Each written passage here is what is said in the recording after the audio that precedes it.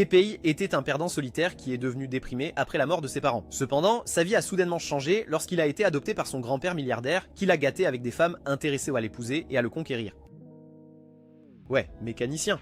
Un matin, pendant qu'il prenait le petit déjeuner avec ses parents, ils ont vu aux informations qu'un couple riche avait eu un accident après avoir été attaqué. Ses parents ont pensé que c'était un incident malheureux et ont exprimé leur inquiétude. Cependant, Teppei s'en fichait et a fait remarquer qu'ils étaient en sécurité puisque seules les personnes riches étaient attaquées. Et puis son père lui a demandé ce qu'il ferait s'il se retrouvait un jour dans une telle situation. Bien sûr, la question n'avait pas de sens pour lui, car ils étaient aussi fauchés que ton ex cependant, provoquant le rire de son père face à sa simplicité d'esprit. Soudain, Teppei se leva et se précipita hors de la pièce, réalisant qu'il était presque en retard pour l'école. Une fois prêt à partir, il essaya de prendre sa trottinette, mais sa mère sortit de la maison et lui dit de ne pas la prendre. Après une brève dispute avec cette femme tenace, Teppei prit son vélo à la place. Il dit ensuite au revoir à ses parents, n'ayant aucune idée que ce serait la dernière fois qu'il les verrait vivants. 2 mois après que ses parents aient quitté la vie, Teppei a visité leur tombe pour leur faire savoir que son grand-père, avec qui il avait peu de contact, l'adoptait. Après avoir parlé à ses parents, il est allé se tenir près d'une falaise surplombant la ville. Il a remarqué une calèche poursuivie par une voiture remplie de voyous. Immédiatement, la question de son père sur ce qu'il ferait dans une telle situation lui est venue à l'esprit et il a décidé qu'au lieu de rester sur la touche, il deviendrait Batman. Le moment suivant, il s'est précipité vers son vélo et a commencé à les poursuivre comme s'il avait une vie supplémentaire à la maison. Pendant ce temps, les voyous s'étaient rapprochés de la voiture et avaient brisé la porte en morceaux, effrayant l'ambassadeur Pastèque à l'intérieur. Heureusement, avant qu'il ne puisse l'attaquer, Teppei est arrivé et a essayé de jouer au héros, pensant que son armure de complot était aussi infinie que sa résurrection. Comme prévu, il n'était pas assez fort pour maîtriser les hommes, et juste au moment où l'un d'eux allait lui tirer dessus, le conducteur de la calèche est intervenu. Alors que le vieil homme se battait contre eux, une des roues de la charrette s'est détachée, la faisant basculer, et la jeune fille à l'intérieur a failli tomber. Teppei s'est précipité pour sauver la fille, mais la chance n'était pas de leur côté, et avant qu'ils ne s'en rendent compte, la charrette s'est écrasée, et ils ont été projetés par-dessus la falaise. Croyant que sa jeune maîtresse bien-aimée était morte, le Walmart Alfred a décidé de se défouler sur le dernier voyou qui a eu l'imprudence de lui pointer une arme. Quelque temps plus tard, Teppei se réveilla dans la forêt, surpris d'être encore en vie malgré sa chute de cette hauteur. Son attention fut rapidement attirée par la fille qu'il avait sauvée lorsqu'il réalisa qu'il était en train de tripoter ses formes comme des balles anti-stress. Cependant, au lieu de retirer sa main, il laissa sa nature refoulée prévaloir et pressa quelques fois de plus le globe lacté. Le moment suivant, la fille mystérieuse s'est réveillée et le dépravé sans gêne a rapidement agi comme s'il n'avait rien fait de mal. Il a demandé si elle se sentait bien et en réponse, la fille a demandé où ils étaient et qui elle était. Cela l'a amené à croire qu'elle avait perdu la mémoire à cause de la chute, mais la fille l'a surpris en riant et en admettant qu'elle plaisantait. Elle s'est ensuite présentée comme Charlotte Hazelrink avant de lui faire savoir qu'elle savait ce que sa main baladeuse lui avait fait. Teppei jura qu'elle se trompait sur ses intentions et, étonnamment, elle le crut. Finalement, ils ont trouvé une sortie de la forêt et sont retournés sur la route où le majordome de Charlotte les attendait. Avant de se séparer de son chevalier servant, Charlotte le remercia de l'avoir sauvé et l'embrassa sur la joue avant qu'il ne puisse réagir. Plus tard, Teppei est arrivé chez son grand-père, mais comme il avait l'air de sortir d'une décharge, il s'est vu refuser l'entrée. Il a essayé d'expliquer aux gardes qu'il était l'invité de leur patron, mais les hommes ne l'ont pas cru. Heureusement, son grand-père est arrivé juste au moment où ils allaient appeler la police et a dit aux hommes de le laisser entrer. L'un des gardes s'est évanoui de choc après avoir réalisé que Teppei avait dit la vérité. Mais Teppei a ignoré le roi du drame et s'est approché de son grand-père. Il a présenté ses excuses au vieux monsieur pour son retard, puis a demandé s'il était vrai que la mort de ses parents n'avait pas été un accident. Le vieil homme a simplement hoché la tête en réponse à sa question et, alors qu'il commençait à marcher, il a demandé à Teppei ce qu'il comptait faire une fois qu'il aurait trouvé le responsable de la mort de ses parents. Teppei a répondu qu'il ferait appel à son justicier intérieur et se vengerait des personnes qui avaient tué ses parents, mais son grand-père lui a déconseillé de le faire. Il lui a dit que faire cela ne ferait que marquer le début d'un cycle sans fin de vengeance, ce qui a poussé Teppei à demander avec colère s'il se fichait que sa fille soit morte. Ishin a répondu en disant que la seule chose qui comptait était qu'il l'avait. Alors qu'il commençait à s'éloigner, la domestique, qui avait agi comme un mannequin tout le temps, a pris la parole. Elle a dit à Teppei qu'il devait changer de vêtements avant de pouvoir saluer les invités, et c'est à ce moment-là qu'Ishin a demandé pourquoi il avait l'air comme ça. Teppei a expliqué qu'il s'était sali en sauvant quelqu'un, ce qui a surpris le vieil homme et l'a fait rire. Il a ensuite dit à Teppei qu'il n'avait pas besoin de se changer car la saleté sur ses vêtements était une marque d'honneur et il voulait que les gens la voient. Peu après, Ishin a conduit Teppei dans une pièce remplie de personnes vêtues de vêtements chics et à la surprise de Teppei, il l'a présenté à eux comme son héritier et successeur de son empire. Les gens n'ont pas pris les paroles d'Ishin au sérieux puisque Teppei avait l'air sale, mais le vieil homme leur a dit de ne pas juger. Il a expliqué pourquoi Teppei avait cette apparence et a demandé à Teppei de lui dire qui il avait sauvé en venant. Teppei leur a dit que c'était Charlotte Hazelrink, choquant tout le monde dans la salle car Charlotte était en fait une princesse, mais Teppei ne le savait pas. Son grand-père l'a félicité pour son bon travail et a demandé à ses invités de profiter de la fête pendant que Teppei se changeait. Quand ils étaient seuls, Teppei a demandé à son grand-père pourquoi il l'avait nommé son successeur alors qu'il savait qu'il ne l'avait adopté que parce qu'il voulait son aide pour se venger. Ishin lui a dit de se calmer et a expliqué que s'il voulait sa vengeance, il avait besoin d'alliés. Il a dit que ces personnes dans la salle de banquet feraient n'importe quoi pour se mettre en faveur auprès de lui et que s'il jouait bien son jeu, il aurait tous les alliés nécessaires. Avec cela à l'esprit, Teppei est retourné dans la salle de banquet pour se mêler aux invités et, comme son grand-père l'avait dit, les gens se sont rassemblés autour de lui comme des moutons. Teppei était submergé par l'attention, mais heureusement, quelqu'un est venu à son secours et, en un mot, les vautours affamés sont partis. L'homme s'est présenté comme Vincent et a demandé à Teppei s'il voulait rencontrer ses filles, ce à quoi Teppei a répondu oui. À ce moment-là, une jeune fille est apparue derrière Vincent et s'est présentée joyeusement comme Maria. Vincent a demandé où était sa sœur Sylvia et Maria lui a dit qu'elle était partie depuis un moment. Après le départ de Vincent et Maria, Teppei a de nouveau été entouré par les autres invités, mais il a réussi à leur échapper et s'est caché dans une autre pièce. Pendant qu'il était là, la domestique Yu lui a donné un verre d'eau et tandis qu'il lui posait des questions sur elle-même, son attention a été attirée par la fenêtre. En regardant dehors, il a vu une fille blonde en train de s'entraîner à l'escrime et est devenu excité. Alors il a pris son épée et s'est précipité pour la rejoindre. Il a loué son talent et a dit qu'il avait toujours voulu affronter un escrimeur. Alors Blondie l'a comblé en l'attaquant. Teppei s'est facilement défendu et au fur et à mesure qu'ils se battaient, il est devenu clair qu'ils étaient de niveau égal.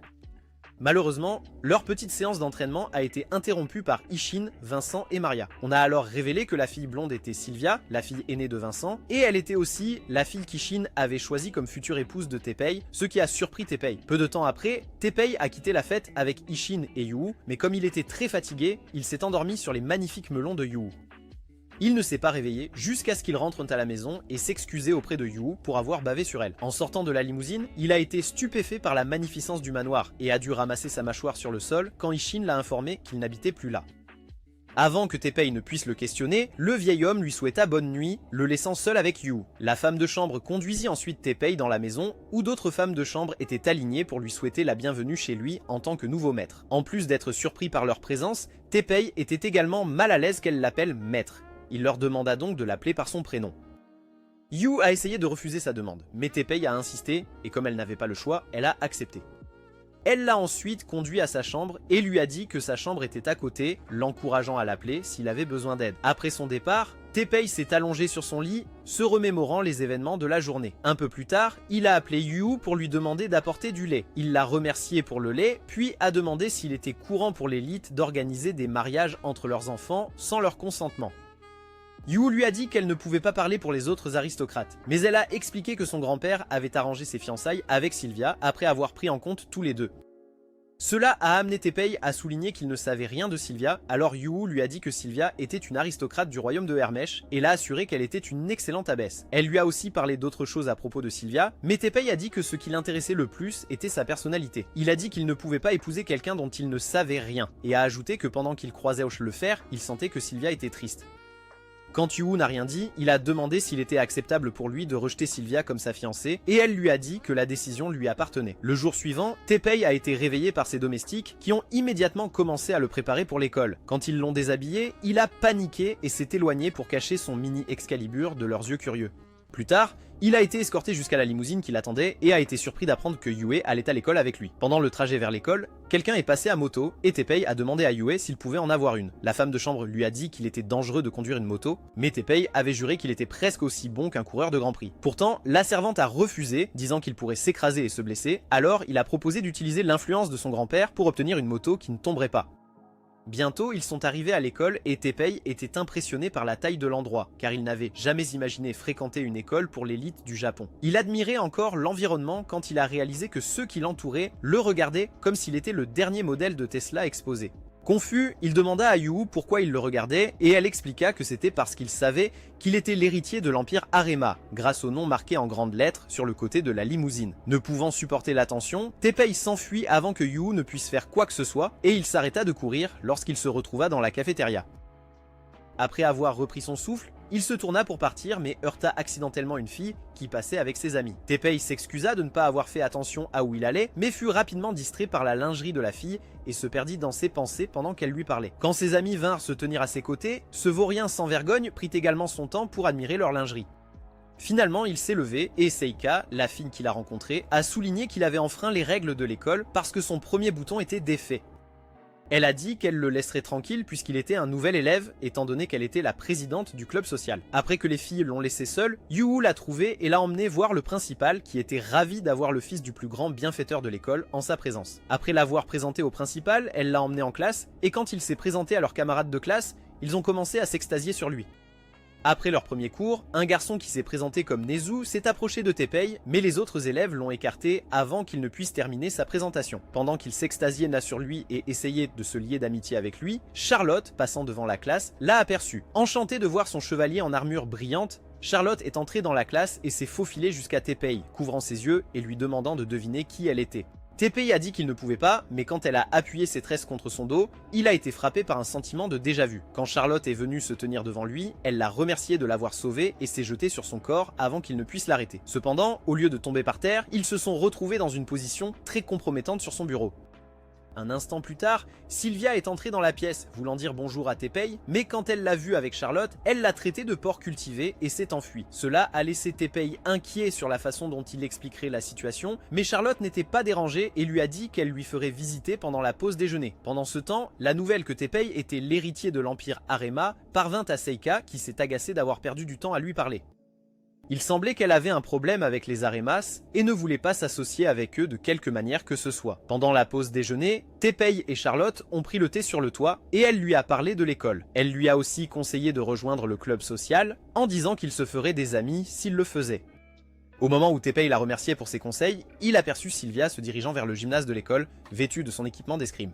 Son regard prolongé sur Sylvia a poussé Charlotte à demander s'il la connaissait, et il a expliqué qu'ils étaient fiancés. Entendre qu'il était fiancé à Sylvia a refroidi l'humeur de Charlotte, mais elle ne l'a pas montré et a écouté ce que Teppei disait. Il lui a dit qu'il était sûr que Sylvia était fâchée contre lui à cause de l'incident précédent, mais Charlotte lui a dit qu'il ne le saurait pas tant qu'il ne lui aurait pas parlé. Elle a suggéré qu'il parle à Sylvia pour clarifier la situation et l'a traîné à la salle de sport malgré ses protestations. Lorsqu'ils sont arrivés à la salle de sport, Teppei a facilement repéré Sylvia parmi les autres escrimeurs et il a dit à Charlotte que quelque chose n'allait pas chez elle lorsque son adversaire l'a désarmée. Selon lui, Sylvia était seule parce que personne ne pouvait faire ressortir tout son potentiel qu'il avait vu lorsqu'ils avaient croisé le fer.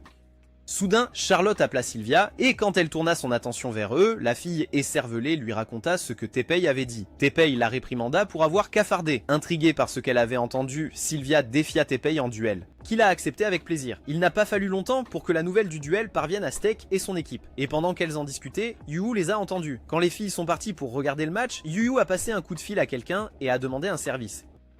Quand les filles sont arrivées à la salle de sport, Sylvia et Teppei avaient déjà commencé à se battre, mais le duel était terminé en moins d'une minute car le style de combat de Teppei ne convenait pas à l'escrime.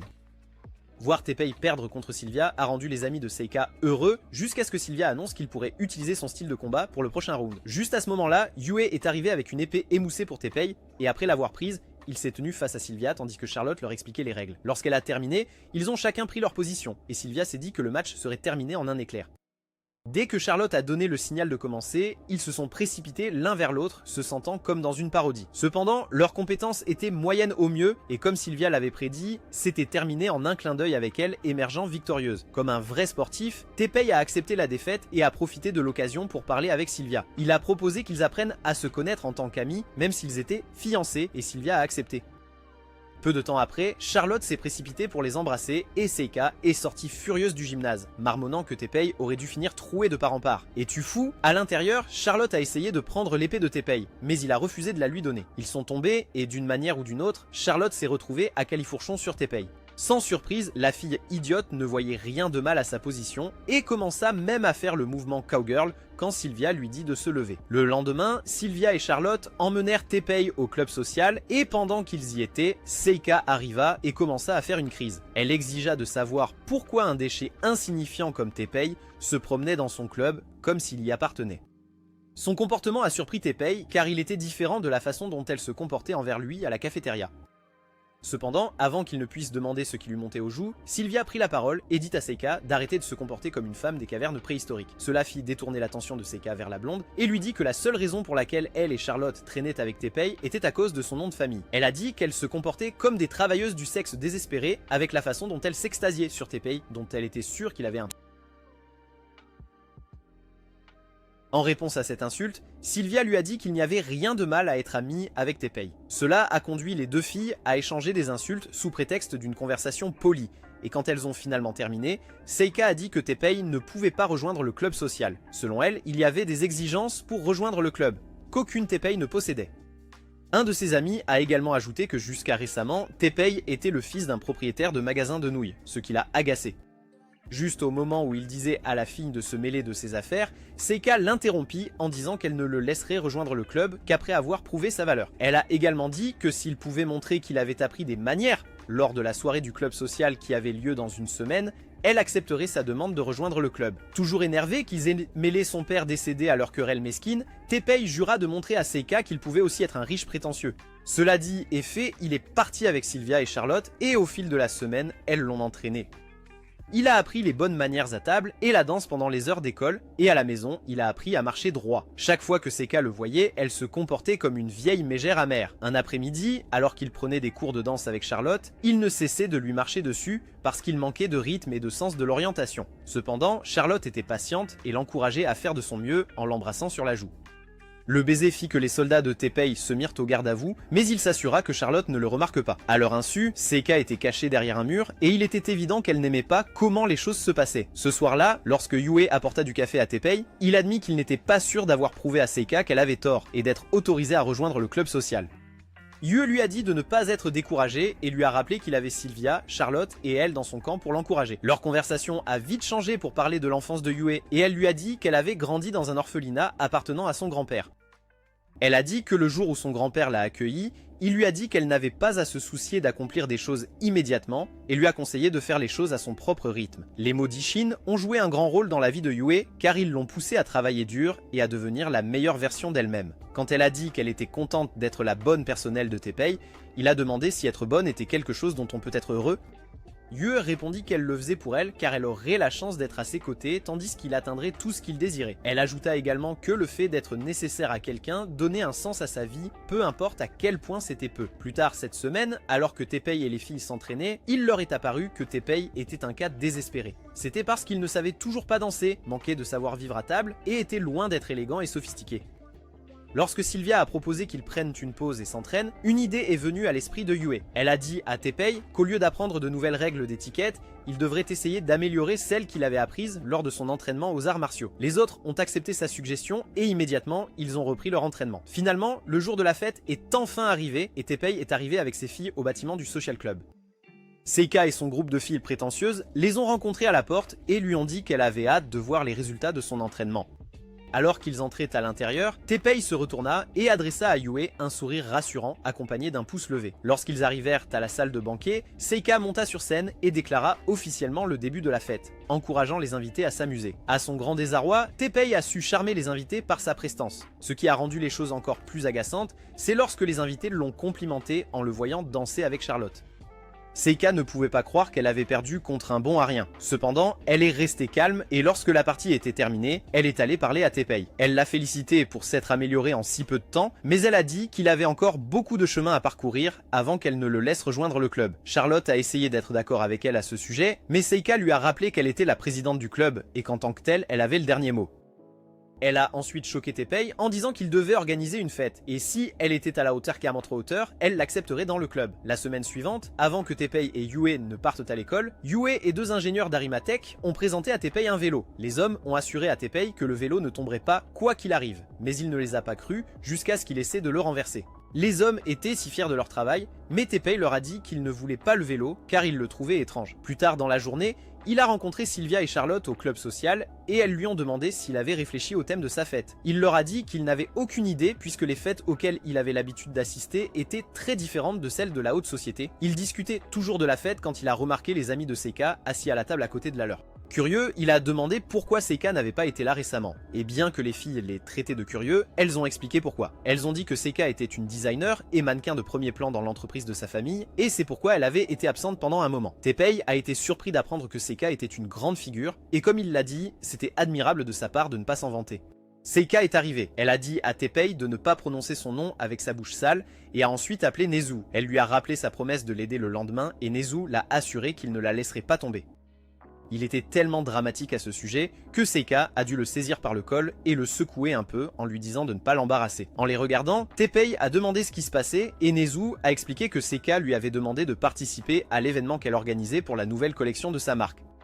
Avant qu'il ne puisse expliquer quel était son rôle, Seika a complètement joué les mamies et l'a frappé à mort avant de le projeter contre un mur. Elle a ensuite expliqué qu'elle l'avait recruté pour la rejoindre dans une interview après l'événement. Il semblait que le journal était intéressé à en savoir plus sur sa vie scolaire et il voulait l'entendre de la part de quelqu'un avec qui elle était allée à l'école. En entendant cela, les autres ont souligné qu'elle avait choisi le pire candidat pour l'aider avec la tâche. Quand Nezu s'est finalement libéré de sa prison murale, il est allé se tenir devant Seika et elle lui a dit qu'elle lui donnerait une liste de questions d'entretien possibles à parcourir. Cette nuit-là, alors que Teppei et Yue rentraient chez eux en voiture, Teppei demanda à Yue si elle savait pourquoi Seika le détestait autant. La domestique lui répondit qu'elle ne croyait pas que Seika le détestait, mais Teppei en était certain. Cependant, il ajouta que sa colère envers lui était peut-être due à son nom de famille et non à cause de quelque chose qu'il lui aurait fait. Yue lui a dit que la seule façon de le découvrir était de parler à son grand-père. Alors Teppei a demandé qu'il l'emmène à Harima Hills où se trouvait son grand-père. Le vieil homme était heureux de le voir et après avoir demandé comment il s'installait à l'école et avec Sylvia, il a demandé à Teppei pourquoi il était venu lui rendre visite. Teppei lui a dit que c'était à cause d'une fille nommée Ujuin Seika et a demandé si le nom de famille lui semblait familier. Ishin répéta le nom comme s'il essayait de s'en souvenir, mais ensuite il soupira, montrant clairement qu'il savait quelque chose. Le lendemain, Nezu est arrivé en ressemblant à une usine à microbes ambulante et avait tellement de morve qui coulait de son nez. Il s'est avéré que l'idiot stupide était resté éveillé tard la nuit précédente et s'était exposé au froid. Cependant, il a refusé de rester à la maison parce qu'il voulait tenir sa promesse à Seika, mais a refusé de rentrer chez lui et a dormi toute la journée. Lorsque les cours ont été terminés, il s'est levé pour partir mais malheureusement, il était tellement malade que son cerveau a disjoncté et il s'est évanoui. Puisque Teppei en a été témoin, il l'a emmené à l'infirmerie et a décidé d'aller à l'événement de Seika. Seika faisait le discours d'ouverture quand elle l'a aperçu, et Boy, elle n'était pas contente de le voir. Après le discours, elle l'a emmené dans les coulisses et a exigé de savoir pourquoi il avait ramené sa tête stupide pour venir gâcher son grand jour. Teppei a expliqué que Nezu s'était effondré et qu'il n'y avait pas de temps pour trouver un remplaçant, il a donc décidé de venir. Entendre cela a fait que Seika a eu une petite session de déprime, mais lorsqu'on lui a dit qu'elle devait bientôt monter sur scène, elle s'est arrêtée et a dit à Teppei qu'il avait intérêt à ne pas la déshonorer. Après cela, elle est partie se changer, mais le stupide Teppei a pensé qu'il serait sage de la suivre parce qu'il avait une question. Il s'est vite rendu compte de son erreur lorsqu'il a tiré le rideau et s'est retrouvé face à face avec de nombreuses belles dames avec leurs melons bien visibles. Peu de temps après, le spectacle a commencé et Seika a marché sur le podium comme si elle était Kylie Jenner, attirant l'attention de tout le monde sur elle. Après le spectacle, Teppei l'a accompagnée dans une salle privée où les journalistes les attendaient. Les journalistes ont d'abord demandé une photo et Seika a dû donner un coup de coude à Teppei dans les côtes pour qu'il cesse de se tenir comme un des gardes de la reine. Une fois les photographies prises, ils se sont assis pour l'interview et pour chaque question posée, Seika a trébuché sur le pied de Teppei.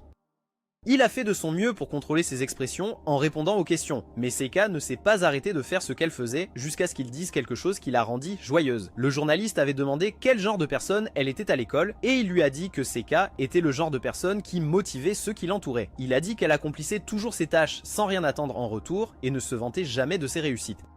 Après l'entretien, les deux ont dîné ensemble et Seika a dû admettre que Teppei avait bien réussi. Lorsqu'elle a parlé de la façon dont elle le détestait toujours, Teppei l'a interrompu et lui a dit qu'il savait pourquoi elle haïssait sa famille. Il a dit que son grand-père lui avait expliqué ce qui s'était passé entre leur famille et qui avait provoqué sa haine pour lui. Selon l'histoire, Ishin avait été tellement concentré sur le développement de son entreprise qu'il avait négligé sa femme. La pauvre femme, se sentant négligée et mal aimée, s'est tournée vers le grand-père de Seika pour se réconforter et les deux ont entamé une liaison.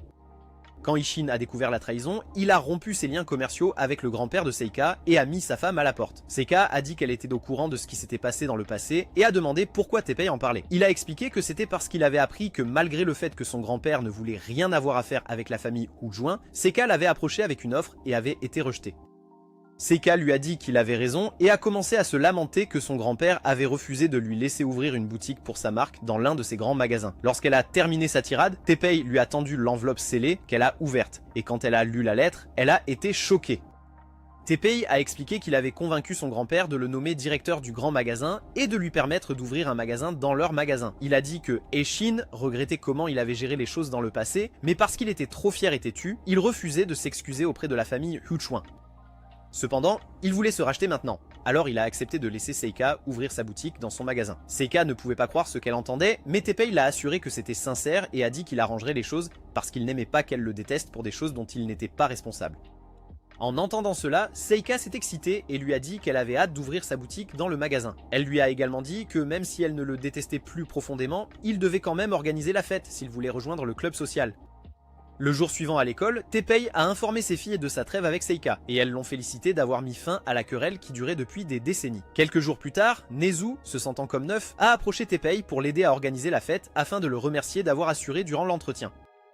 Teppei a demandé ce qu'il avait en tête et l'idiot à petit cerveau lui a chuchoté quelque chose à l'oreille. À la réaction de Teppei, il était clair que la suggestion de Nezu était totalement classée X. Et quand il s'est plaint à ce sujet, Nezu l'a assuré que l'idée était bonne. Il a même proposé de porter des masques pour rendre les choses plus divertissantes et a donné à Teppei une explication détaillée de la façon dont la fête devrait se dérouler. Comme Teppei avait un esprit aussi pervers et cultivé que Nezu, il a commencé à voir les choses de la même manière que Nezu et aurait fait quelques suggestions si Charlotte ne les avait pas interrompues. Mais elle n'a pas compris de quoi il était question parce qu'elle était tendue. Au lieu de cela, elle était plus intéressée à inviter Teppei à un rendez-vous pendant les prochaines vacances. Plus tard, elle a rencontré Sylvia au club social et a demandé à son amie si elle pouvait emprunter son fiancé pour une journée. Sylvia lui a dit qu'elle n'avait pas besoin de sa permission pour sortir avec Teppei parce qu'elle ne l'avait pas encore reconnu comme son fiancé. Mais Charlotte a insisté sur le fait qu'il valait mieux qu'elle soit au courant de leur plan. Après avoir accepté, Charlotte lui a dit qu'elle devrait la couvrir ce jour-là parce qu'elle dirait à son majordome qu'elle traînait ensemble. Seika et ses amis ont entendu leur conversation, mais contrairement à ses amis, qui pensaient que Charlotte se dévalorisait en sortant avec un vilain petit canard comme Teppei, Seika a dit qu'elle s'inquiétait plus pour Teppei. C'était parce qu'elle connaissait Charlotte et savait que la princesse pouvait parfois agir comme une enfant gâtée et égocentrique. Ses amis étaient surpris de l'entendre parler de Teppei de cette façon et ils lui ont demandé si elle se sentait bien, ce à quoi elle a répondu qu'elle allait bien. Ce soir-là, pendant que Sylvia prenait le thé avec son père et sa sœur, son père a remarqué qu'elle n'avait pas mentionné Teppei depuis qu'elle était rentrée, ce qui était remarquable car elle le faisait tous les jours depuis leur rencontre. Sylvia a soutenu qu'elle ne parlait pas de Teppei autant que son père le prétendait, mais sa sœur l'a soutenu, disant qu'elle le faisait, ce qui l'a rendu gênée. Son père l'a assuré qu'il n'y avait rien d'embarrassant à reconnaître ses sentiments pour Teppei, mais la fille têtue lui a dit qu'elle ne voyait Teppei que comme un ami. Elle a également dit qu'elle n'était pas sa fiancée et a ajouté qu'elle ne pouvait pas être distraite par de telles choses parce qu'elle voulait retourner dans leur pays un jour. Sylvia n'a pas aimé ce qu'il a dit, mais au lieu de discuter, elle s'est excusée pour aller dans la chambre. Cependant, au lieu de cela, elle a appelé Charlotte et est restée silencieuse pendant un moment. Mais quand elle a finalement parlé, elle lui a dit de dire bonjour à Teppei de sa part. Avant que Charlotte puisse demander si quelque chose n'allait pas, elle a raccroché le téléphone et a commencé à se demander pourquoi elle avait appelé en premier lieu. Le lendemain, Charlotte et Teppei se sont rencontrés quelque part en ville, et quand il a demandé où ils allaient, elle lui a dit qu'ils allaient à Osaka. Il pensait qu'elle plaisantait, mais après qu'il soit monté dans un avion et arrivé à Osaka, il a réalisé qu'être riche avait ses avantages. Pour le reste de la journée, ils ont visité les endroits que Charlotte voulait voir, et à la fin de la journée, ils se sont assis sur un banc après avoir mangé des takoyaki. Charlotte a dit à Teppei qu'elle aimait le goûter et a demandé si son chef le préparait habituellement pour lui à la maison. Teppei a répondu que sa mère le préparait pour lui parce qu'elle était une bonne cuisinière et qu'il aimait tous ses plats. Il parlait encore de la cuisine de sa mère quand Princesse Goldfish, je veux dire Charlotte, a perdu intérêt et a insisté pour qu'il monte dans la grande roue. Alors qu'ils étaient assis dans la grande roue, Charlotte a dit à Teppei qu'il était une bonne personne parce qu'elle pouvait dire qu'il aimait beaucoup sa mère par la façon dont il parlait d'elle. Teppei était intrigué par ce compliment inattendu, mais il n'a pas nié qu'il aimait vraiment sa mère. Et quand il l'a admis à voix haute, Charlotte a demandé pourquoi il parlait de sa mère au passé, réalisant que la princesse ne savait rien de sa vie avant qu'il ne devienne héritier. Teppei a expliqué que ses parents sont morts dans un accident et à cause de cela, son grand-père l'a recueilli. Après l'avoir écouté, Charlotte lui a dit de ne pas parler de sa mère au passé parce que même si elle était décédée, elle serait toujours dans son cœur et ses sentiments ne disparaîtraient jamais. Après un moment, ils se sont enfoncés dans un silence confortable, mais Charlotte l'a rompu en demandant s'il allait vraiment épouser Sylvia. Teppei a répondu en disant qu'il n'était pas sûr, et Charlotte lui a dit que cela ne serait pas mauvais puisque Sylvia était une fille gentille. Elle a dit qu'en grandissant, elle avait passé beaucoup de temps avec Sylvia, mais qu'elle ne savait pas que Sylvia avait perdu sa mère jusqu'à un jour. Ce jour-là, un serviteur avait apporté une lettre à Vincent en disant que Sylvia lui avait demandé de l'envoyer au ciel pour elle. La lettre était adressée à Dieu et dans celle-ci, Sylvia promettait d'être sage tant qu'il renverrait sa mère. Vincent a fondu en larmes après avoir lu la lettre et quand Sylvia est entrée dans la pièce, il l'a serrée dans ses bras et lui a donné le collier avec la photo de sa mère.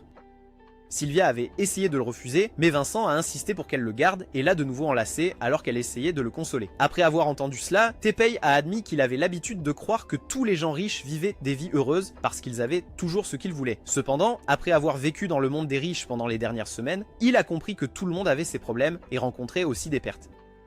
Peu de temps après être descendu de la grande roue, ils ont pris un escalier, mais Teppei s'est soudainement animé et a dit à Charlotte qu'il savait quel genre de fête il voulait organiser. Sylvia l'a soudain enlacé par derrière, et lorsqu'il a demandé si quelque chose n'allait pas, elle lui a simplement demandé de ne pas l'oublier, puis s'est éloignée. La semaine suivante, Teppei a informé Yu, Sylvia, Charlotte, Seika, Nezu et quelques autres personnages non jouables de son projet de fête, et chacun d'eux était excité et intrigué. C'était parce que la fête de Teppei était un voyage de nuit à une source thermale, et ils devaient tous prendre le train. Étonnamment, Seiko était à l'aise avec la navigation dans la gare, contrairement aux autres, qui n'avaient jamais pris un train public depuis leur naissance. Lorsqu'elles sont arrivées à destination, les filles ont été montrées leur chambre, et lorsque les garçons ont été conduits à la leur, Teppei a remarqué que Yu les suivait. Il a dû s'arrêter et demander à la servante de retourner dans la chambre des filles, mais Yu lui a dit que quelqu'un comme elle ne méritait pas de dormir dans la même pièce que les autres filles. Teppei s'attendait à entendre cela, alors il lui a dit que le but de sa fête était que tout le monde se lie, ce qui signifiait que des choses comme le statut social et la classe n'avaient pas d'importance. Quand elle a essayé de discuter avec lui, il a joué la carte du maître et l'a ordonné de retourner dans la chambre, alors elle l'a fait. Plus tard, Teppei et les garçons se sont assis dans leur chambre, planifiant comment espionner les filles pendant leur bain. Nezuko et les autres étaient sceptiques quant au plan, mais Teppei leur a dit que c'était l'un des rites de passage que les garçons de leur âge traversaient. Il leur a assuré que tant qu'ils l'avaient, rien ne pouvait mal tourner et ils pourraient facilement débloquer leur personnalité de voyeurs pépins. En croyant aux paroles de la personne cultivée, les garçons se sont enthousiasmés et ont commencé à imaginer à quoi ressembleraient les filles nues. Le soir, les filles sont allées au bain et quand Charlotte a remarqué que Yu était mal à l'aise, elle lui a parlé et lui a dit de ne pas l'être car elles étaient toutes les mêmes à ce moment-là. Après cela, ils sont tous sortis et en se lavant le corps, Seiko a réalisé qu'elle et une de ses amies étaient les seules à ne pas avoir de poitrine dans le groupe, ce qui la rendait mal à l'aise. Pendant ce temps, Teppei et sa bande de joyeux dégénérés étaient dans le bain des hommes, imaginant les filles en train de faire des choses pour les plus de 12 ans. Un des gars est vite devenu surexcité, et avant que Teppei ne puisse l'arrêter, il a essayé d'escalader le mur. Malheureusement pour lui, le mur s'est déplacé et il s'est retrouvé dans le bain des filles où Sylvia l'a battu si violemment qu'il a demandé à ses amis de continuer sans lui. En honorant leur camarade tombé, les trois farceurs ont pris un chemin différent pour voir à l'intérieur du bain des filles. Ils ont ignoré le temps froid de la montagne et ont rampé vers le bain avec seulement leurs serviettes. En chemin, le gros Albert du groupe est tombé à travers une trappe cachée, choquant Teppei et Nezuko. Ils ont décidé de continuer à avancer puisqu'il n'y avait rien d'autre à faire, mais Teppei s'est vite rendu compte que Nezuko avait également disparu. Cependant, sa détermination à voir des intrigues avec armure l'a poussé à continuer. Inconsciente de ce plan sournois, les filles se sont réunies au bord du bain pour observer les étoiles, et juste au moment où elles commençaient à faire des vœux, Teppei est arrivé en volant vers elles de nulle part. Cela a causé une agitation, mais une fois que les choses se sont calmées, ils ont fait agenouiller les garçons dans leurs robes et Seiko les a grondés d'avoir essayé de les espionner. Quand Charlotte l'a supplié de les ménager, elle a décidé qu'ils joueraient une partie de ping-pong. Les règles étaient simples, si les garçons gagnaient, elles passeraient outre leur comportement déplacé, mais s'ils perdaient, ils paieraient. Sylvia a été choisie pour représenter les filles, tandis que Teppei a été choisi pour représenter les garçons. Quand le premier tour a commencé, Teppei a triché en distrayant Sylvia. Alors elle a décidé de se venger en montrant ses melons et ses cuisses. Finalement, le jeu a été oublié et le groupe s'est amusé à préparer le dîner ensemble avant de manger. Bientôt, il était temps de se coucher, mais les filles sont restées éveillées à parler de combien elles avaient apprécié le voyage au lieu de dormir. Elles ont aussi demandé à Seiko si elle allait enfin laisser Teppei rejoindre le club social et elle leur a dit qu'elle le ferait. Ses amis n'étaient pas d'accord avec sa décision et ont dit qu'elle avait changé depuis que Teppei était apparu, mais les autres filles ont défendu Teppei. Elles ont dit qu'il avait un certain charme qui attirait les gens et peu importe combien tu essayais, tu finirais par l'apprécier. Entendre tout le monde parler de la bonté de Teppei a poussé Charlotte à dire qu'elle l'aimait toute, mais le problème était qu'elle ne savait pas qui l'aimait ou s'il aimait quelqu'un du tout.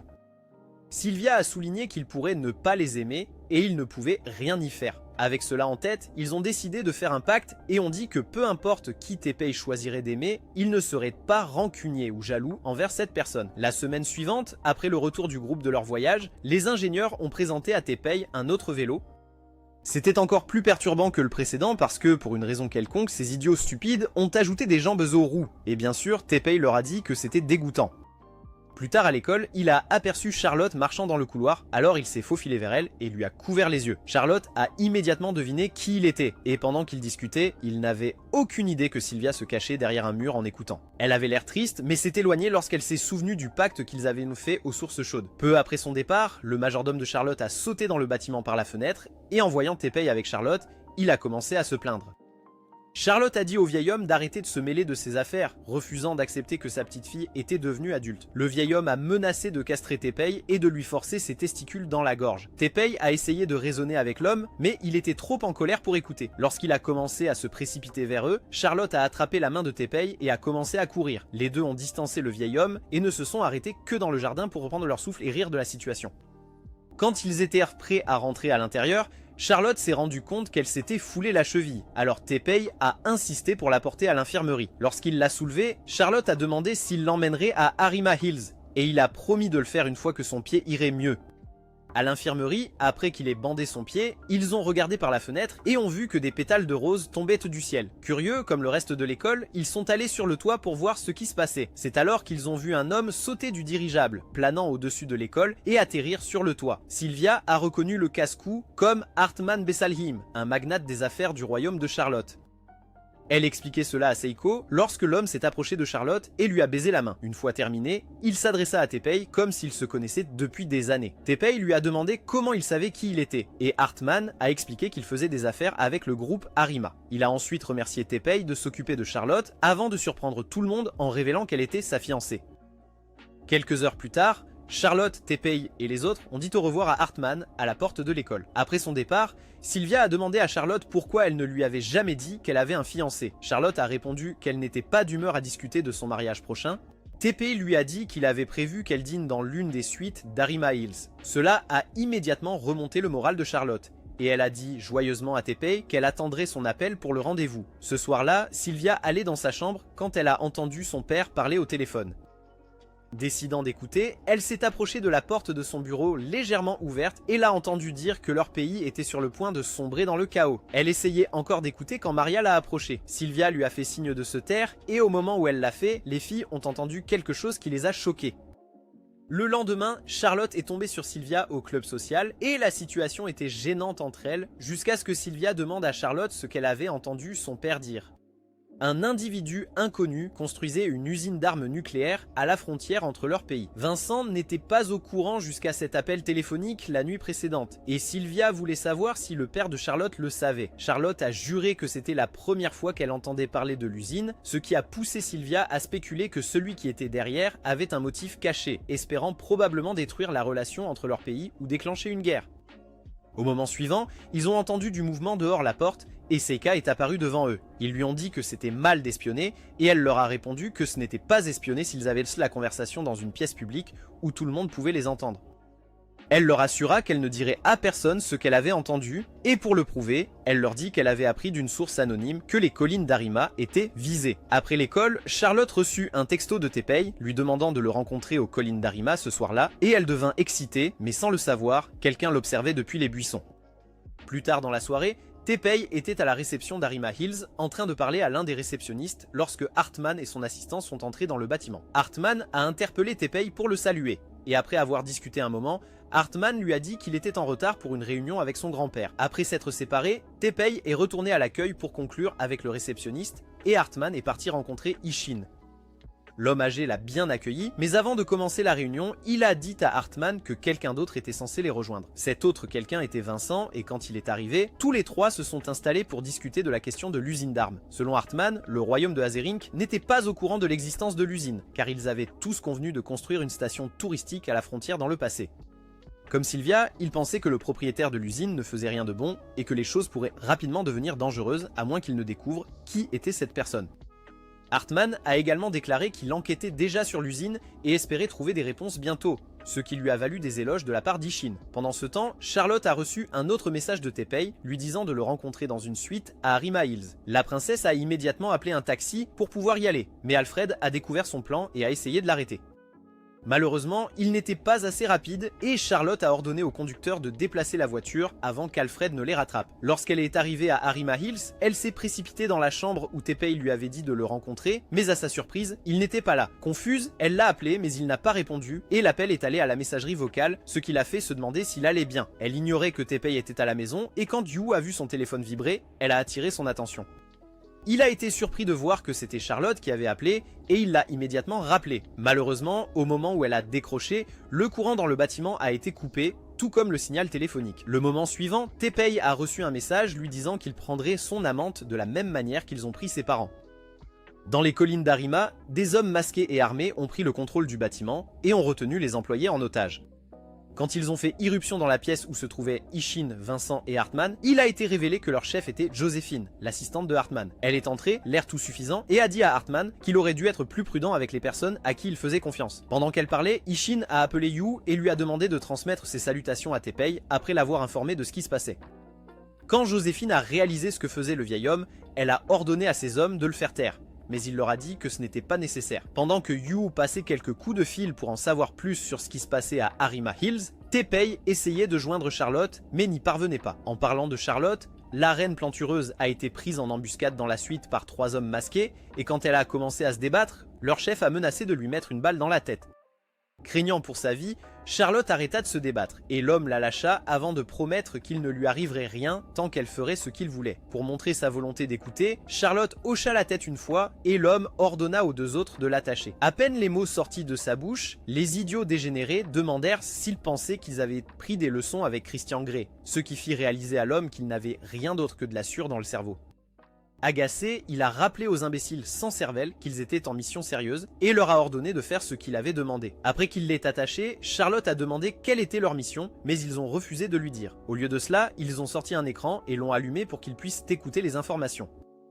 À leur grande surprise, les nouvelles diffusées n'ont pas mentionné que les collines d'Arima avaient été prises par un groupe terroriste. Cela était dû au fait que Seika avait utilisé l'influence de son grand-père pour tirer quelques ficelles et bloquer toutes les nouvelles concernant la prise de contrôle.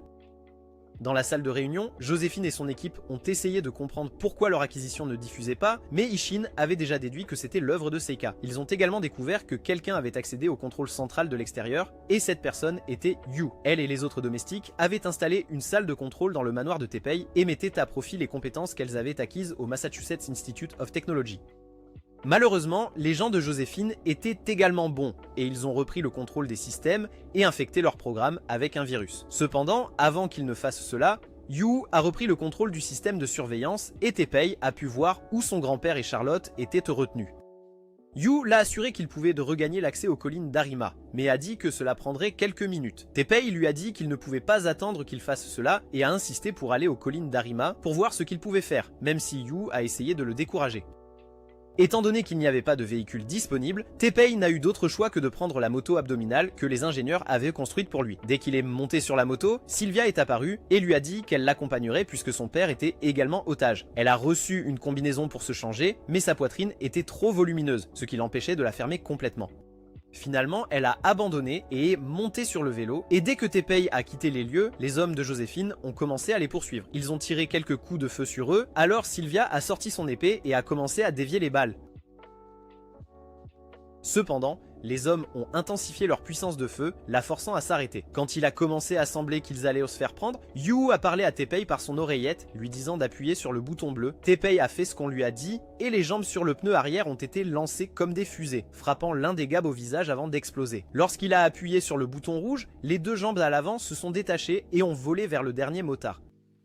L'homme a tenté d'éviter d'être frappé en sautant en l'air, mais c'était inutile car les jambes semblaient avoir leur propre volonté et elles l'ont frappé dans les bijoux de famille. À Arima Hills, Charlotte a demandé à ses ravisseurs pourquoi ils essayaient de ruiner Arima. Réputation du groupe, le leader a commencé son explication en lui racontant comment il avait grandi pauvre et misérable. Il a dit que regarder les collines d'Arima lui avait toujours donné l'impression qu'il y avait un paradis sur terre, contrairement à l'enfer dans lequel il vivait.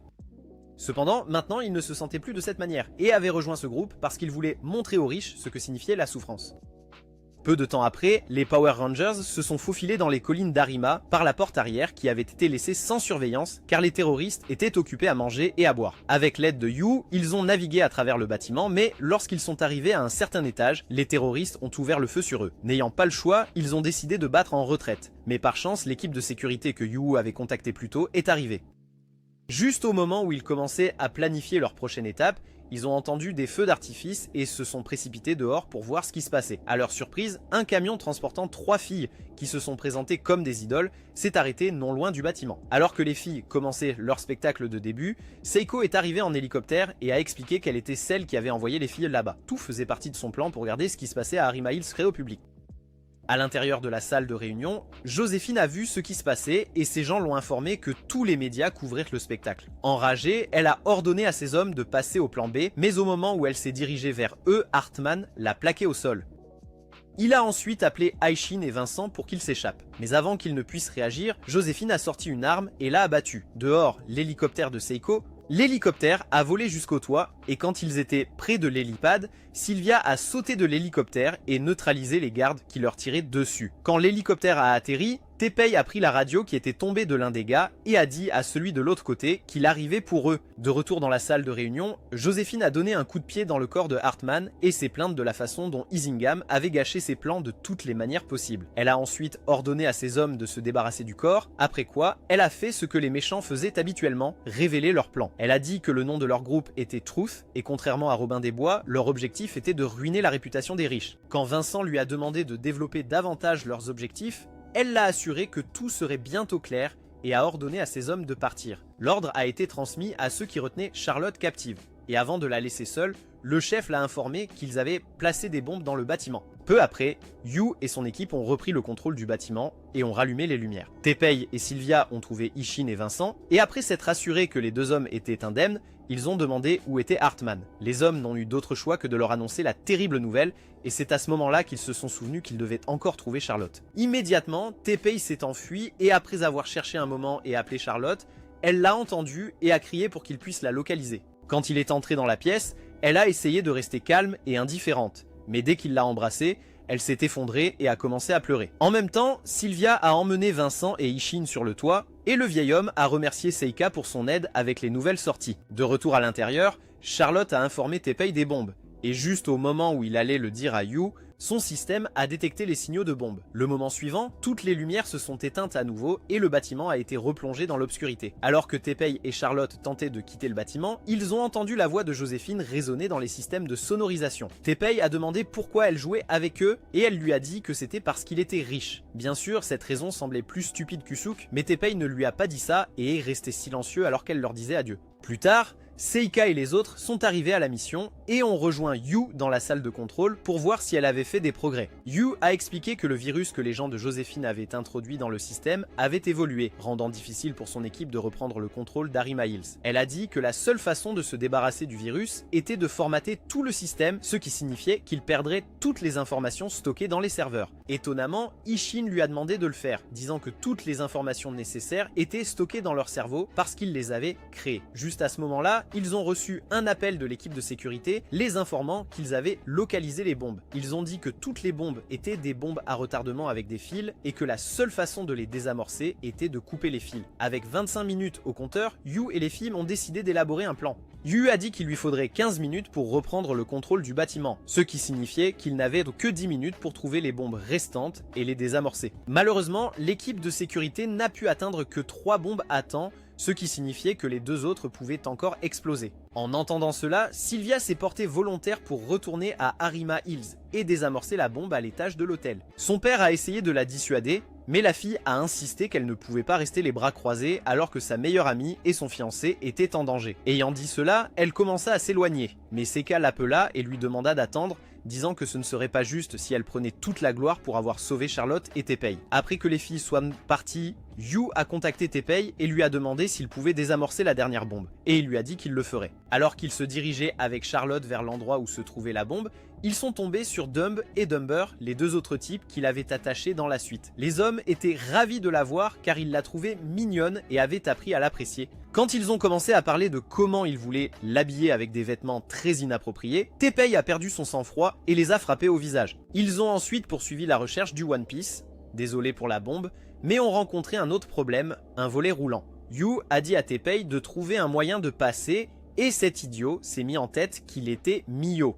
Il a pris son épée en bois comme s'il savait ce qu'il faisait et a essayé de trancher le volet. Cette action insensée a eu pour conséquence que son épée se coupe en deux et que Charlotte soit presque blessée par le morceau qui s'est détaché. Finalement, Charlotte est venue à la rescousse avec une tronçonneuse qu'elle a prise dans le magasin d'outils à proximité. Un peu plus tard, Hugh a repris le contrôle du bâtiment et a rallumé les lumières, permettant à ceux à l'intérieur de voir où ils se dirigeaient correctement. L'équipe de sécurité a désamorcé les bombes à leur étage, juste au moment où Sylvia et Seika ont trouvé les leurs. Aucune des deux filles ne savait comment désamorcer une bombe, mais Hugh leur a conseillé de couper le fil rouge ou le fil bleu. Au lieu de se précipiter pour choisir, Sylvia a fait tenir la bombe à Seika tout en réfléchissant au fil à couper. En même temps, Teppei et Charlotte sont tombés sur le gars qui l'avait pris en otage dans la suite. Le gars a tiré un coup de semonce sur eux, mais a promis à Teppei que le prochain tir lui était destiné. Teppei a demandé pourquoi il était toujours dans le bâtiment alors que son patron avait ordonné à son équipe de se retirer, et l'homme a dit qu'il l'attendait. Il a admis que ses actions étaient motivées uniquement par la jalousie, car il ne comprenait pas pourquoi Teppei avait tout ce qu'il n'avait pas. Fatigué de l'écouter, Teppei l'a défié de lui tirer dessus, et l'homme a juré qu'il le ferait. Avant qu'il n'ouvre le feu, Teppei a demandé à Charlotte de se mettre à l'abri, promettant qu'il éliminerait le problème. L'homme se moquait de lui pour avoir apporté une épée en bois à une fusillade, mais Teppei n'était pas déconcerté. Il a prouvé qu'il était meilleur en déviant facilement les balles et en mettant l'homme KO d'un coup de poing comme son modèle, Saitama. De retour à l'étage de l'hôtel, Seika a paniqué car il ne leur restait que quelques secondes, mais Sylvia est restée calme. Au moment où Seika lança la bombe en l'air, Sylvia sortit son épée et coupa le fil rouge. Elle l'avait fait sur un coup de tête, mais par chance, c'était le bon fil et le minuteur s'arrêta. En même temps, Teppei et Charlotte localisèrent la bombe à leur étage, mais il était trop tard pour deviner le fil, alors Teppei prit la bombe et courut aux toilettes pour hommes. Là, il a jeté la bombe dans le vide-ordures, mais grâce aux matériaux solides dont elle était faite, elle a pu contenir l'explosion. Charlotte est ensuite entrée, le félicitant pour sa rapidité d'esprit, après quoi ils ont quitté la salle de bain et sont descendus au rez-de-chaussée. Ils ont rencontré Sylvia et Seika en train d'attendre dehors. Et après s'être réunis, Sylvia a annoncé la nouvelle que Hartman était mort à Charlotte. La princesse était choquée d'entendre cela et a admis qu'elle avait essayé de tomber amoureuse de Hartman pendant ses fiançailles, mais n'a jamais réussi. Fait. Cependant, apprendre qu'il est mort en essayant de sauver Shin et Vincent l'a fait tomber amoureuse de lui. Ses amis ne savaient pas comment la réconforter, alors ils restaient tous là, la tête légèrement baissée, jusqu'à ce qu'une voiture arrive. Le conducteur leur dit qu'il avait été envoyé pour ramener Charlotte à la maison parce qu'il ne voulait pas alarmer Alfred. Donc Charlotte dit au revoir à ses amis et monta dans la voiture. Alors que la voiture s'éloignait, Charlotte se perdit dans ses pensées et en versant quelques larmes, elle ne remarqua pas que son chauffeur était Hartman. Quelques minutes après le départ de Charlotte, une autre voiture avec à son bord Yu, Vincent et Shin s'est arrêtée. Après s'être assuré que les enfants allaient bien, ils ont demandé des nouvelles de Charlotte. Les enfants leur ont dit qu'elle avait été récupérée, ce qui a surpris les hommes car ils n'avaient contacté qu'Alfred sur le chemin. C'est alors que le groupe réalisa que Charlotte avait été kidnappée juste sous leur nez. Teppei a essayé de courir après la voiture, mais il est tombé à genoux sous la pluie quand il a compris qu'il n'y avait rien qu'il puisse faire. Pendant ce temps, Hartman a arrêté la voiture quelque part dans la ville et Joséphine est montée sur la banquette arrière avec Charlotte. La princesse a été surprise de voir Joséphine, mais avant qu'elle ne puisse poser des questions, la femme a pressé un tissu sur son nez et l'a endormie. Quelques heures plus tard, Teppei était allongé dans son lit, se sentant en colère de ne rien pouvoir faire pour sauver Charlotte. Il se souvenait comment ils avaient découvert que c'était Hartman qui l'avait prise. Et lorsque lui et les filles avaient insisté pour les poursuivre, Vincent leur avait dit de ne pas le faire. Il a dit que le problème était international et leur a conseillé de ne pas s'impliquer car il pourrait se blesser. Dans le présent, Teppei tenait une photo de lui et de ses parents dans sa main et son esprit retourna au moment où Charlotte l'a embrassé et lui a demandé de ne pas l'oublier. Le jour suivant, Teppei est allé à l'école comme d'habitude, mais il était tellement distrait par ce qui s'était passé qu'il a ignoré Nezu quand il a essayé de lui parler. Finalement, il a quitté l'école et a conduit vers tous les endroits où il était allé avec Charlotte, se remémorant leur temps ensemble. Pendant que Teppei faisait un voyage dans ses souvenirs, le train royal du royaume de Holzerin était en route pour la Russie. À l'intérieur, Charlotte s'est réveillée pour trouver Hartman assis en face d'elle, essayant désespérément de ressembler au rêve humide de quelqu'un. Elle a essayé de bouger, mais s'est rendue compte que ses mains étaient fermement attachées derrière son dos. Et peu importe à quel point elle essayait, elle ne pouvait pas se libérer. Hartman lui a dit de ne pas s'inquiéter et a promis que tout serait fini une fois qu'il se serait débarrassé de Teppei. Cela l'a amené à demander pourquoi il visait Teppei et il lui a dit que c'était parce qu'il était l'héritier de l'Empire Arema. Il a dit qu'il ne se reposerait pas tant qu'il n'aurait pas écrasé Shin et dépouillé de tout ce qu'il possédait. Confuse, Charlotte a essayé de convaincre Hartman de lui dire pourquoi il détestait tant Shin, mais il a refusé d'en dire plus et l'a laissé aux soins de ses deux nouvelles meilleures amies qu'elle a rencontrées à Arema Hills. Cet après-midi-là, Sylvia est passée au manoir de Teppei pour voir si Yu avait localisé Charlotte ou trouvé des indices qui pourraient les conduire à elle. Yu a dit que le seul indice qu'elle avait trouvé provenait d'une source non vérifiée et il affirmait que Charlotte était à bord du train royal en direction de la Russie. Les deux filles ont convenu que l'information pourrait les mener dans un piège, mais elles savaient aussi que c'était le seul indice qu'elles avaient pour retrouver leurs amis. Plus tard dans la soirée, Teppei est entrée dans les lieux pour trouver Seika qui l'attendait. Elle se sentait agacée par son état déprimé et lui demandait ce qu'il était advenu de son esprit de détermination. Elle lui a rappelé ce qu'il avait fait quand il voulait son approbation, mais il lui a dit que cette situation était différente. Seika a soutenu que ce n'était pas le cas et a dit que s'il continuait à persévérer, il trouverait une solution parce que c'était la seule façon de sauver Charlotte. Quand il n'a pas répondu, elle s'est approchée de lui et l'a embrassé avant qu'il ne réalise ce qui se passait. Après qu'elle se soit retirée, Sylvia est sortie de la maison et a dit à Seika qu'elle avait du cran d'embrasser Teppei. Elle s'est ensuite tournée vers Teppei et l'a giflé avant de commencer à le gronder pour avoir agi comme un lâche pathétique. Elle lui a dit qu'elle avait honte de son comportement parce que le Teppei qu'elle connaissait n'aurait pas abandonné malgré les obstacles. Elle lui a dit qu'elle voulait retourner dans son pays avec lui pour sauver Charlotte. Mais après avoir vu son état actuel, elle a changé d'avis. Agacée, elle est entrée dans la maison, alors Seika l'a suivie et quand elle a vu Yu, elle lui a dit d'essayer de sortir Teppei de son état dépressif. Sylvia est revenue à ce moment-là et a dit à Yu qu'il comptait être sur elle pour convaincre Teppei de les rejoindre. Après leur départ, Yu est allé dans la chambre de Teppei pour lui parler, mais il a refusé de parler, alors elle s'est allongée avec lui. Il a tenté de résister, mais a fini par céder et lui a permis de reposer sa tête sur ses genoux pendant qu'elle parlait. Elle a dit qu'elle comprenait pourquoi il était comme ça, mais lui a dit que s'il ne faisait rien, il continuerait à se blâmer pour la situation de Charlotte. Elle a aussi dit d'autres choses qui semblaient le calmer, alors il a demandé si elle savait où était Charlotte, ce à quoi elle a répondu oui. Se sentant encouragée, il l'a remerciée d'avoir été gentille avec lui, contrairement aux deux folles diablesses qui lui avaient parlé avant elle. Pendant ce temps dans le train, Joséphine, essayant désespérément de convaincre Hartmann de labourer ses champs, lui a demandé s'il se débarrasserait de Charlotte une fois que Teppei mordrait à l'hameçon. Hartmann lui a dit qu'il ne le ferait pas car Charlotte lui était toujours précieuse, ce qui semblait énerver la rousse. Elle lui a demandé s'il voulait toujours épouser la princesse, mais il a ignoré sa question et lui a souhaité bonne nuit. De retour au Japon, Sylvia est rentrée chez elle et a parlé à son père de son projet de retourner dans leur pays pour sauver Charlotte. Comme prévu, il lui a dit qu'elle ne pouvait pas y aller, mais Sylvia l'a supplié de la laisser partir et a même convaincu sa sœur de l'accompagner. N'ayant pas le choix, Vincent a accepté de la laisser partir en voyage, mais il lui a dit qu'elle devait revenir quand tout serait terminé. Le lendemain, avant que Teppei ne parte pour la mission, il a promis à ses parents qu'il ferait ce qu'il fallait. Après avoir quitté la maison, Teppei a rendu visite à son grand-père et le vieil homme lui a demandé d'ouvrir le paquet devant lui. Quand il l'a fait, il a été surpris de trouver une liasse d'argent et Shin lui a dit que la liasse entière valait 1 million de yens. Il a dit que beaucoup de gens feraient n'importe quoi pour obtenir de l'argent de ce genre. Ensuite, il a sorti une épée et a dit à Teppei que la fortune était comme une épée qui pouvait apporter des moyens de subsistance ou du mal à ceux qui la manient. Il a remis l'épée à Teppei et lui a demandé de lui montrer ce qu'il couperait avec car la décision qu'il prendrait affecterait l'avenir du groupe Arima. À l'aéroport, Teppei a rencontré Seika et elle lui a demandé s'il traverserait l'océan pour la sauver si elle était kidnappée. Teppei a hésité à répondre,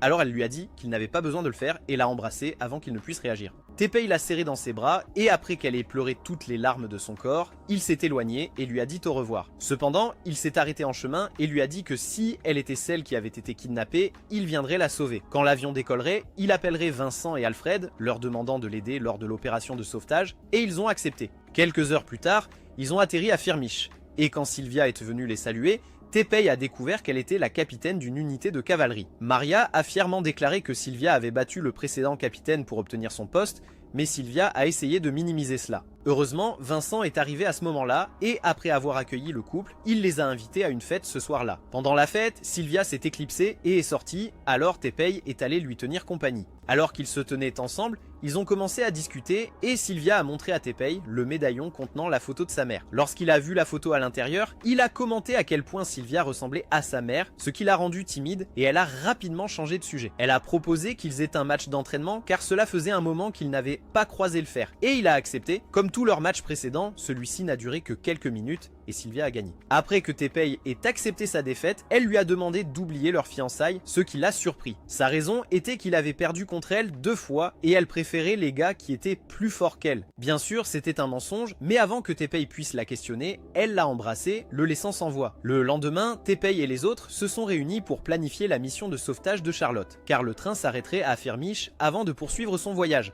Peu de temps après, alors que le train arrivait à Firmich, Sylvia et la cavalerie se tenaient au sommet d'une colline en les regardant. Et Sylvia a demandé que le train soit arrêté pour qu'il puisse être fouillé. Comme prévu, elle a été ignorée, alors Teppei a commencé à rouler le long du train sur sa moto, mais les hommes de main de Hartmann ont commencé à lui tirer dessus. Charlotte a entendu le tumulte à l'extérieur, alors elle a trompé ses gardes et s'est enfuie de la chambre. Sylvia a ordonné à ses troupes de tirer sur le train pour le ralentir, et pendant qu'il faisait de cela, Charlotte a regardé par la fenêtre et a appelé Teppei. Étonnamment, quand il a enlevé son casque, elle a réalisé que c'était Alfred et non Teppei qui conduisait la moto. Il a dit à Charlotte qu'il la sauverait et l'instant suivant, il a conduit la moto près du train pour pouvoir entrer par l'arrière qui avait été ouvert par une explosion. Pendant ce temps, Teppei se tenait sur le pont attendant que le train passe pour pouvoir sauter dans le trou que les troupes de Sylvia avaient fait. Cela faisait partie du plan de Sue car elle s'attendait à ce que Hartmann n'arrête pas le train. Une fois à l'intérieur, il a assommé le conducteur, annonçant sa présence. Immédiatement, Hartmann a ordonné à Joséphine de reprendre la salle de contrôle, tandis que les hommes de main s'occupaient de Sylvia et de sa cavalerie. En route vers la salle de contrôle, Joséphine a croisé Charlotte et a décidé de l'utiliser comme appât contre Teppei. Après que ses troupes ont repris la salle de contrôle,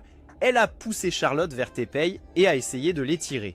Avant qu'elle ne puisse appuyer sur la détente, Hartmann est arrivé et l'a abattue. Quand elle a demandé pourquoi il l'avait doublée, il a dit que ce serait gênant si elle était encore en vie après la mission et lui a tiré dessus à nouveau. Charlotte a crié et a caché son visage dans la poitrine de Teppei alors que Joséphine devenait inerte. Alors Teppei a demandé pourquoi il ferait quelque chose d'aussi cruel. La réponse de Hartmann a été une histoire sur sa jeunesse et comment il aimait visiter des hôtels de luxe à Haslerenk et faire ce qu'il savait faire de mieux. Pickpocket. Cependant, un jour fatidique, Ishin l'a surpris en train de voler à la tire et lui a donné un avertissement sévère devant tout le monde présent. Hartmann s'était senti humilié. Alors il jura de monter en grade et de rendre l'appareil à Ishin pour l'avoir humilié de la même manière. Pendant que Hartmann parlait, il détacha les wagons, laissant Sylvia et Alfred derrière pour qu'ils ne puissent pas interférer. Satisfait de ce qu'il avait fait, il révéla qu'il avait bien joué ses cartes et qu'il était sur le point de se venger lorsque Ishin annonça soudainement que Teppei était son héritier. Soudain, Teppei a chargé l'homme tenant son épée. Lorsqu'il a chargé Hartmann, il a essayé de tirer sur lui, mais Teppei a poussé sa main, ce qui a fait ricocher la balle sur le mur et toucher un câble. Le câble est tombé devant Charlotte qui a crié et a trébuché en arrière. Teppei s'est précipité pour la sauver, mais alors qu'il la tenait, Hartmann est venu et lui a tiré dessus à bout portant. Teppei a jeté Charlotte à l'intérieur et quand elle a réalisé ce qu'il avait fait, elle a crié son nom, tandis que Hartmann souriait comme le Joker. Finalement, Hartmann a coupé les cordes utilisées pour attacher Charlotte, et la première chose qu'elle a faite a été d'essayer de le gifler, mais il a attrapé sa main avant qu'elle ne le fasse. Il lui a dit qu'il dirait à tout le monde dans leur pays qu'il l'avait sauvé de Teppei, qu'il l'avait kidnappé. Charlotte a soutenu que personne ne le croirait, mais il lui a assuré qu'il le ferait parce qu'il pouvait être très convaincant. Réalisant qu'il n'y avait aucun intérêt à lui parler, Charlotte a demandé qu'il s'occupe de Joséphine. Mais il a dit non, il lui a dit que si elle était vraiment inquiète pour Joséphine, elle devrait s'en occuper. Alors Charlotte a porté la femme inconsciente sur son dos. Voir cela a poussé Hartmann à se moquer d'elle. Mais la princesse n'était pas perturbée et lui a dit que si elle était à la place de Joséphine, Teppei essaierait de la sauver. En parlant de Teppei, il était encore inconscient et rêvait de ses parents. Mais quand il s'est réveillé, il était assis sur son vélo avec Sylvia et Alfred. Ils ont expliqué que la balle avait éraflé son bras. Sylvia a demandé où était Charlotte et il lui a dit qu'elle était dans la première voiture avec Hartmann. Alfred a alors signalé que leur vitesse actuelle ne leur permettrait pas de rattraper le train puisque 3 personnes étaient sur le vélo. Alfred a demandé à Teppei de descendre, mais il a refusé, alors ils ont réglé le problème en jouant à pierre-papier-ciseaux. À la grande consternation d'Alfred, il a perdu et a été laissé derrière tandis que Teppei et Sylvia partaient en vélo essayant d'attraper le train. Pendant ce temps, Charlotte était dans un dilemme sur la façon de traiter Joséphine, mais la chance lui a souri lorsque ses gardes sont arrivés. Ils lui ont assuré qu'ils pouvaient aider puisqu'ils avaient auparavant fréquenté l'école de médecine et ont ensuite emmené Joséphine dans la salle d'opération. Par coïncidence, le train en avait un. En soignant Joséphine, Charlotte a demandé pourquoi ils avaient abandonné leurs études de médecine et ils lui ont dit que c'était parce qu'ils n'avaient pas d'argent, ce qui l'a fait se sentir mal. Elle a commencé à s'excuser auprès d'eux de ne pas être une meilleure princesse, mais ils lui ont dit qu'elle n'avait rien fait de mal. À ce moment-là, ils ont entendu quelqu'un dire que Teppei approchait, alors Charlotte a quitté la salle d'opération pour voir si c'était vrai. D'un autre côté, Hartmann a été choqué d'apprendre que Teppei était encore vivant et a aperçu Charlotte alors qu'il se dirigeait vers l'arrière du train. La princesse l'a ignoré et s'est précipitée vers l'arrière du train où les hommes de Hartmann tiraient sur Teppei et Sylvia. Elle a essayé de les arrêter, mais Hartmann est arrivé à ce moment-là et l'a retenue. Voyant cela, Teppei a demandé à Sylvia de prendre les poignées du vélo, puis a sauté dans le train par les fenêtres comme un cascadeur. Il a assuré à Sylvia qu'il reviendrait avec Charlotte, alors elle s'est retirée juste au moment où les hommes ont commencé à lui tirer dessus. Hartman leur a ordonné de se concentrer sur Teppei et a essayé de partir avec Charlotte. Mais la princesse lui a échappé et s'est enfuie. Alors qu'il la poursuivait, Teppei a affronté les sbires et s'est assuré qu'ils étaient tous au même endroit lorsqu'il a séparé les voitures.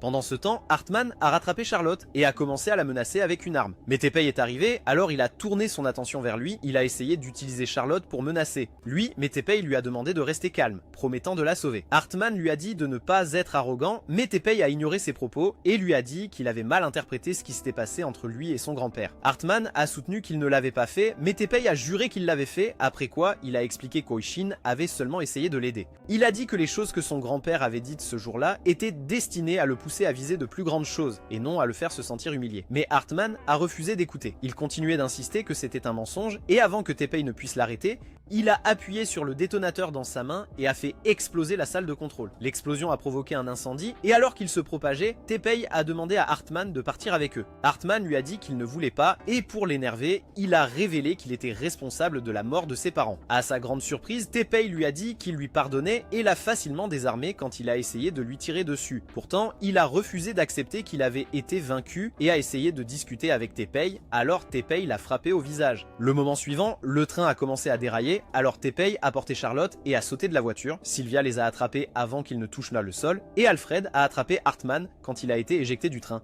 Cependant, le vieil homme vindicatif l'a jeté dans la rivière, et Hartman n'a pas essayé de nager vers la surface. Quand Sylvia a arrêté la moto, Charlotte a sauté dans les bras de Teppei. Sylvia a regardé la scène se dérouler avec horreur, et quand elle ne pouvait plus le supporter, elle les a critiqués pour être cultivés. Plus tard, Joséphine s'est réveillée pour trouver Hartman endormi à son chevet, lui tenant la main. Quelques jours plus tard, ils sont retournés au Japon et ont assisté à une fête organisée par le club social pour les accueillir. Teppei a été immédiatement entraîné sur la piste de danse par Seika, et ensuite, il a dansé tour à tour avec les autres filles, ce qui les a rendues heureuses. C'est tout pour la vidéo d'aujourd'hui. N'oubliez pas de visiter notre chaîne pour voir si votre anime préféré a été récapitulé.